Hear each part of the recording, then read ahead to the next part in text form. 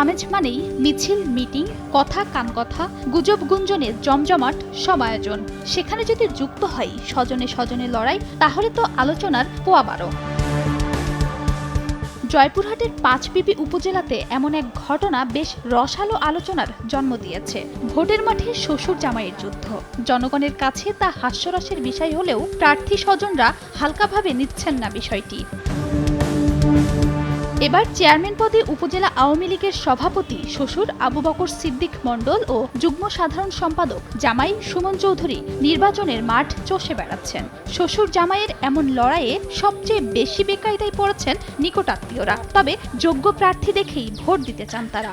দুইটাই আমার আত্মীয়। আমরা এখন কোন দিকে যাব, শ্বশুরের দিকে যাব না জামাইয়ের দিকে যাব? এর মধ্যে আমাদের যেটা যোগ্য আমার ব্যক্তি হবে সেটা আমরা বাছাই করে আমরা ভোট দেব। দেশের জন্য যে ভালো কাজ করতে পাবে তাদেরকে দেখে শুনে আমরা বাছাই করে আমরা ভোট দেব। ভোটের মাঠে জামাই শ্বশুর কোনো ফ্যাক্টর না, ভোটাররা যোগ্য প্রার্থীদেরকে ভোট দিবে। শ্বশুর আবু বকর সিদ্দিক মণ্ডল উপজেলা আওয়ামী লীগের সভাপতি পদে দীর্ঘ ৩০ বছর ধরে দায়িত্ব পালন করে আসছেন। এজন্য তিনি বলছেন, স্থানীয় সংসদ সদস্য তার কাছের মানুষ। তিনি নির্বাচনে জয়লাভ করলে উপজেলার উন্নয়নে কাজ করতে পারবেন। আমার মার্কা হলো আনারস।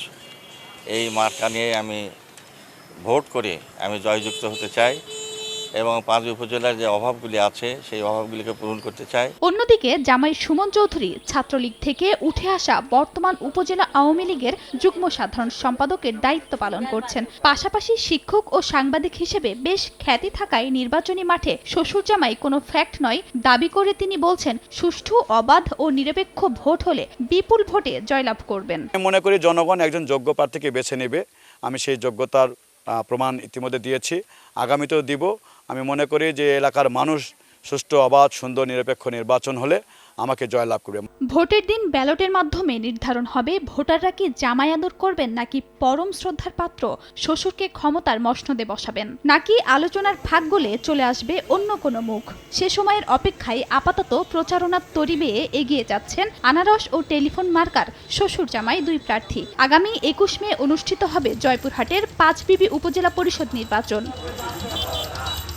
সময় সংবাদ, জয়পুরহাট।